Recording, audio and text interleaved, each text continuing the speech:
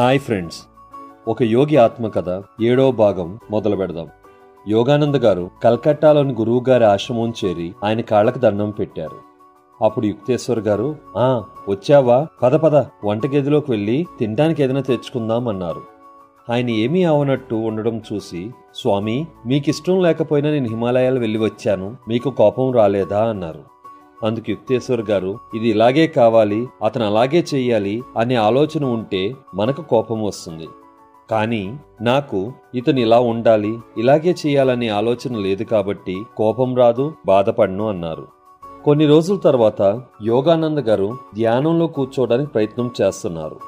ఆ సమయంలో యుక్తేశ్వర్ గారు పక్క గదిలో నుంచి యోగానంద గారిని పిలిచారు. యోగానంద గారికి, నేను ధ్యానం చేసుకుంటుంటే ఈ నన్ను ఎందుకు డిస్టర్బ్ చేస్తున్నారు అని కోపం వచ్చి పలకలేదు. యుక్తేశ్వర్ గారు మూడోసారి పిలిచినప్పుడు యోగానంద గారు, స్వామి, నేను ధ్యానంలో ఉన్నాను, మీకది తెలియదా అన్నారు. అప్పుడు యుక్తేశ్వర్ గారు, నువ్వెంత బాగా ధ్యానం చేస్తున్నావో నాకు తెలుసులే, రావయ్యా అని పిలిచారు. యోగానంద గారు రాగానే యుక్తేశ్వర్ గారు, ముకుందా, హిమాలయాల్లోని కొండలు నీ కోరికను తీరవలేవు, ఈ రోజు నీ కోరిక తీరుస్తాను అన్నారు. ఏ కోరిక అని యోగానంద గారు అడిగే లోపల యుక్తేశ్వర్ గారు యోగానంద గారి ఛాతి మీద చిన్నగా తట్టారు. మరుక్షణం యోగానంద గారి శరీరమంతా శిలలాగా ఉండిపోయింది. ఊపిరితిత్తుల్లోని గాలి ఎవరో పంపు పెట్టి తోడేసినట్టు శరీరాన్ని వదిలి వెళ్లిపోయింది. యోగానంద గారి స్పృహ శరీరంతో తనకున్న బంధాలన్నీ తెంచుకుని బయటికి వ్యాపించడం మొదలుపెట్టింది. తాను ఆ శరీరంలో ఉన్నాననే విషయం యోగానంద గారు మరిచారు. ఆయన ఎక్కడో దూరాన ఉన్న రోడ్డు వరకు వ్యాపించి ఉన్నట్టు అనిపించేది. రోడ్డుపై నడిచేవారు ఆయన పైనుంచి నడిచి వెళ్తున్నట్టు వారి మాటలు స్పష్టంగా వినపడటం మొదలుపెట్టింది. చెట్లు వైపు చూస్తే భూమి కింద ఉన్న చెట్లు వేర్లు కూడా చూడగలుగుతున్నారు. వేరుల్లోంచి చెట్లు నీరు పీల్చుకోవడం కూడా స్పష్టంగా కనబడుతోంది. ఆయన తల వెనక ఎక్కడో దూరాన ఉన్న రోడ్డు మీద వెళ్లేవారు కూడా స్పష్టంగా కనిపిస్తున్నారు. ఆయన వెనక సందులో నుంచి ఆయన సందులోకి నడుచుకుంటూ వచ్చిన ఆవు స్పష్టంగా కనిపించింది. ఆ ఆవు గోడ వెనక నడుస్తున్న యోగానంద గారి కంటికి స్పష్టంగా కనిపించసాగింది. ఆయన ఎంతో దూరం వరకు ఎగిరేవి నడిచేవి అన్నిటినీ చూడగలుగుతున్నారు, వినగలుగుతున్నారు. కొంతసేపు అయిన తర్వాత ఆయన కనిపించేవన్నీ తెల్లని వెలుగులోకి కరిగిపోయి వర్ణించడానికి అవని ఆనందానికి అతీతమైన వెలుగుతో నిండిపోయారు. అక్కడ నుండి భూమి, సూర్యుడు, లక్షల నక్షత్రాల కూటమిల్లో యోగానంద గారు విహరించసాగారు. ఆయన తేలుతూ సృష్టిలోని నక్షత్ర మండలాలన్నింటినీ చూడసాగారు. ఎన్నో రకములైన తేజోవంతమైన వెలుగులు ఎక్కడెక్కడి నుంచో ఆయనలోకి వస్తున్నాయి. ఓం అనే శబ్దంతో సృష్టి మొత్తం దద్దరిల్లుతోంది. ఆ సమయంలో ఆయన శ్వాస వెనక్కి వచ్చేసింది. ఆయన తిరిగి శరీరంలోకి వచ్చేశారు. తేరుకున్నాక ఏమైందని యుక్తేశ్వర్ గారిని అడిగితే, సమాధి స్థితి అంటే ఇదే అని చెప్పి, చూసింది చాలు, బట్టలు ఉతుక్కుందాం రా అని తీసుకుని వెళ్లిపోయారు. ఆ అనుభవం యోగానంద గారికి ఎన్నో రోజుల వరకు అలా ఉండిపోయింది. ఈ అనుభవం మళ్లీ ఇవ్వమని అడిగితే యుక్తేశ్వర్ గారు ఏదైనా మితంగానే ఇవ్వాలి అనేవారు. యుక్తేశ్వర్ గారు, ఈ సంతోషం మనం అనుభవించాలంటే ధ్యానంతోనే సాధ్యం అనేవారు. కొంతకాలం తర్వాత యోగానంద్ గారు యుక్తేశ్వర్ గారిని ఆయన పూరి ఆశ్రమంలో కలిశారు. స్వామి, మీకోసం నా చేత్తో నేను పండించిన 6 కాలీఫ్లవర్లు తీసుకుని వచ్చాను అన్నారు. అందుకు స్వామివారు, ఆ కాలీఫ్లవర్ మనకు ఎంతో అవసరం, భద్రంగా దాయి అన్నారు. యోగానంద గారు సరే అని వాటిని ఆయన గదిలో మంచం కింద దాచారు. మరుసటి దినం యోగానంద గారు మిగతా శిష్యులతో కలిసి యుక్తేశ్వర్ గారు సముద్రం వైపు నడుస్తున్నారు. ఏ కారణం లేకుండా యుక్తేశ్వర్ గారు నడుస్తూ అలాగే ఉండిపోయారు. శిష్యులందరూ ఏమైందో అని చూడసాగారు. కొంతసేపు అయిన తర్వాత యుక్తేశ్వర్ గారు తేరుకుని, యోగానంద, నువ్వు ఇంటికి వెనక ద్వారం తాళం వేశావా అని అడిగారు. అందుకు యోగానంద, వేశాను అన్నారు.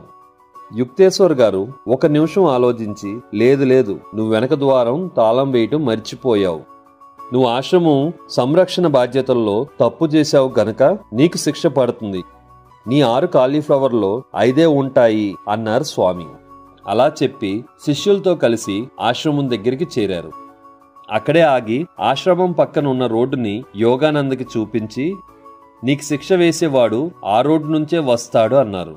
కొద్దిసేపు అయిన తర్వాత ఆ ఊరువాడు ఒకడు ఆ రోడ్లో నుంచి ఆశ్రమం వైపు వచ్చి పక్క రోడ్లోకి వెళ్లిపోయాడు. వెళ్ళిపోయాడుగా అని యోగానంద గారు అడిగే లోపల స్వామి మళ్ళీ వస్తాడు చూడు అన్నారు. ఆ వ్యక్తి మళ్లీ వచ్చి అటూ ఇటూ చూసి ఆశ్రమం గోడ దూకి వెనక్కి వెళ్ళాడు. కొంత సమయం తర్వాత మళ్లీ గోడ దూకి పారిపోయాడు. యోగానంద గారు అతన్ని పట్టుకోబోతే యుక్తేశ్వర్ గారు వారించి, పాపం అతనికి ఎప్పుడునుంచో కాలీఫ్లవర్ తినాలని కోరికంట అని నవ్వారు. యోగానంద గారు పరుగున వెళ్లి ఆయన గదిలోకి వెళ్లి చూస్తే టేబుల్ మీద ఉన్న నగలు, విలువైన వస్తువులు అన్నీ ఉన్నాయి. మంచం కింద చూస్తే ఒక కాలీఫ్లవర్ ఆ దొంగ తీసుకువెళ్లాడని అర్థమైంది. ఆ సంఘటన గురించి యోగానంద గారు ఇలా రాశారు. స్వామి యుక్తేశ్వర్ గారు ప్రపంచంలో ఉన్న అందరి ఆలోచనల్ని సునాయాసంగా చదవగలిగేవారు. ఆ రోజు ఆ దొంగ ఆశ్రమంలో దొంగతనానికి వెళ్లాలనుకున్నప్పుడు అతని ఆలోచన రేడియో సిగ్నల్ లాగా స్వామివారికి స్పష్టంగా వినిపించింది. నాకు బాధ్యతలు నేర్పించాలనుకున్నారు కాబట్టి ఆ దొంగని దొంగతనం చేయనిచ్చారు. కానీ యుక్తేశ్వర్ గారు ఆలోచన చదవటమే కాకుండా మార్చగలిగేవారు. అందుకే ఆయన ఆ దొంగ ఆలోచనని ఆభరణాలన్నీ వదిలేసి ఒక్క కాలీఫ్లవర్ తీసుకువెళ్ళాలి అని మార్చేశారు. ఎందుకు తీసుకువెళ్తున్నాడో తెలియకుండానే ఆ దొంగ కాలీఫ్లవర్ని తీసుకుని వెళ్ళాడు అని రాశారు. ఈ సంఘటన జరిగిన కొన్ని రోజుల తర్వాత ఆశ్రమంలో ఒక పాత దీపం కనపడలేదు. స్వామి శక్తిని మళ్లీ తిలకించాలని యోగానంద గారు, స్వామి ఒక దీపం కనబడట్లేదు అని చెప్పారు. అందుకా స్వామి, దీపం కనబడట్లేదా అని కంగారు పడి శిష్యులందరినీ పిలిచి దీపం గురించి అడిగారు. ఒక శిష్యుడు రాత్రి నూతి దగ్గర తీసుకువెళ్లి అక్కడ మరిచాను అని చెప్పారు. అప్పుడు యుక్తేశ్వర్ గారు, యోగానంద, దీపం నూతి దగ్గర ఉంది, తీసుకురా అన్నారు. యోగానంద్ గారు నూతి దగ్గర వెతికి ఆ దీపం దొరక్కపోవడంతో ఆ విషయం స్వామివారితో చెప్పారు. అప్పుడు యుక్తేశ్వర్ గారు, ముకుంద, నాకు కాలజ్ఞానం కాదు, చిలక దోషం కూడా రాదు, ఒక దీపం ఎక్కడుందో కూడా చెప్పలేకపోయాను అని మెరిసేటి కళ్లతో నవ్వసాగారు. స్వామిని పరీక్షించినప్పుడు ఆయన శక్తులు చూపించేవారు కాదు. యుక్తేశ్వర్ గారు సంవత్సరానికి 2 సార్లు పండగలు నిర్వహించేవారు. ఒకరోజు యుక్తేశ్వర్ గారు యోగానంద గారితో, ముకుంద, ఈ రోజు నువ్వు శిష్యులందరినీ తీసుకుని ఊరంతా తిరుగుతూ భజనలు చేసిరా అన్నారు. అందుకు యోగానంద గారు, స్వామి, బయట ఎండలు తీవ్రంగా ఉన్నాయి, కాలుకి చెప్పులు లేకుండా నడుస్తూ భజనలు చేస్తే ఆ ఎండకు వేడెక్కిన ఇసుక నుప్పుగోళాల్లాగా మమ్మల్ని దహించేస్తుంది అన్నారు. అప్పుడు యుక్తేశ్వర్ గారు యోగానంద గారితో, ముకుంద, నీకు ఒక రహస్యం చెప్తాను విను. ఆ దైవం సమయానికి మబ్బుల గొడుగు పంపిస్తాడు, మీరంతా సుఖంగా వెళ్లి వచ్చేస్తారులే అన్నారు. అన్నీ సర్దుకుని యుక్తేశ్వర్ గారు చేయించిన జెండాని పట్టుకుని శిష్యులతో పాటు యోగానంద గారు ఆశ్రమం నుంచి బయటకు వచ్చే సమయానికి ఎక్కడి నుంచి వచ్చాయో తెలియదు గాని నల్లని కారు మబ్బులు కమ్మి వారు వెళ్తున్న దారంతా సన్నని జల్లు పడుతూ చల్లని గాలి వీయసాగింది. వారు వీధుల్లో తిరుగుతూ 2 గంటల పాటు నడుస్తూ ఉంటే వర్షపు జల్లు పడుతూనే ఉంది, చల్లని గాలి వీస్తూనే ఉంది. మళ్లీ వారు ఆశ్రమం చేరిన వెంటనే వర్షం ఆగిపోయింది, మబ్బులు తొలగిపోయి ఎండ వీయసాగింది. అప్పుడు యుక్తేశ్వర్ గారు యోగానందతో, ఇప్పుడు చూసావా ముకుందా, దైవం మన కోసం ఎలా పనిచేస్తాడో. ఆయన అందరి కోరికలో వింటాడు, అందర్నీ కరుణిస్తారు. ఎవరైనా సరే మనస్ఫూర్తిగా ఆయన ఏదైనా కోరిక కోరితే అది ఆయన తప్పకుండా నెరవేరుస్తాడు. ఆయన పక్షపాతి కాదు. ఎవరైనా సరే ఉన్నాడా అనే సందేహం లేకుండా పిలుస్తాడో అతని కోరిక దైవం తప్పక తీరుస్తాడు అన్నారు. ఇక్కడ ఒక చిన్న వివరణ ఇవ్వాలి. మనలో చాలా మంది రోజు గుడ్లకు వెళ్తూ ఉంటారు, పూజలు చేస్తూ ఉంటారు, ఎప్పుడూ దైవం గురించే మాట్లాడుతూ ఉంటారు. కాని వారు ఇలాంటి లీలలు చూసి ఉండరు. దైవం మనం అడిగిన కోరిక తీరవకపోవడానికి కారణం గుడికి వెళ్లటంలో శ్రద్ధ లేకపోవడం కాదు. ఆ గుడిలో ఉంది దైవమే రాయి కాదు అని నరనరాల్లో జీర్ణించుకుపోయిన నమ్మకం లేకపోవడమే కారణం.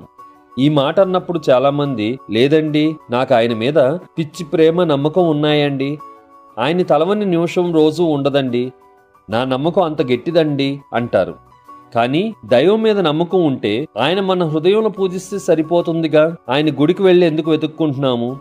ఒక ఊరిలో వర్షాలు పట్టడానికి యాగం చేస్తూ ఉంటే అన్ని ఊర్ల నుంచి జనాలు, టీవీ ఛానల్స్ కవరేజ్ ఎంతో హడావిడిగా ఉంటుంది.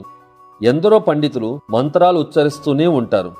అక్కడికి వచ్చిన వారిని, ఈ కాలంలో కూడా ఈ నమ్మకాలేంటి సార్ అని అడిగితే ప్రతి ఒక్కరూ, లేదండి, ఆ మంత్రాలకు ఎంతో శక్తి ఉంటుందండి అని చెప్పేవారు ఉంటారు. గాని నిజంగా వర్షం పడుతుందని గొడుగులు తెచ్చుకునేవారు ఎంతమంది ఉంటారు? మనం గుడికి వెళ్లి, స్వామి, నాకు అర్జెంటుగా 10,000 కావాలి అని కోరుకొని బయటికి వస్తాం.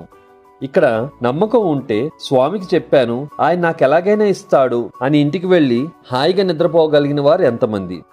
ఆ దైవం ఇస్తుందనే నమ్మకం లేదు కాబట్టే గుడి నుంచి బయటికి వచ్చిన తర్వాత తెలిసిన వాళ్ళని డబ్బులు అప్పు అడుగుతాము.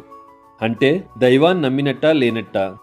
ఈ ప్రస్తావన తెస్తే మానవ ప్రయత్నం చేయకుండా డబ్బులు గాల్లోంచి రాలుతాయా అంటారు. యుక్తేశ్వర్ గారు కోరితే గాల్లో నుండి మబ్బులు వర్షం రాగలిగినప్పుడు మనకు సహాయం రావాల్సిన విధంగా రాదంటారా? వచ్చే భాగంలో మళ్ళీ కలుద్దాం. Bye friends.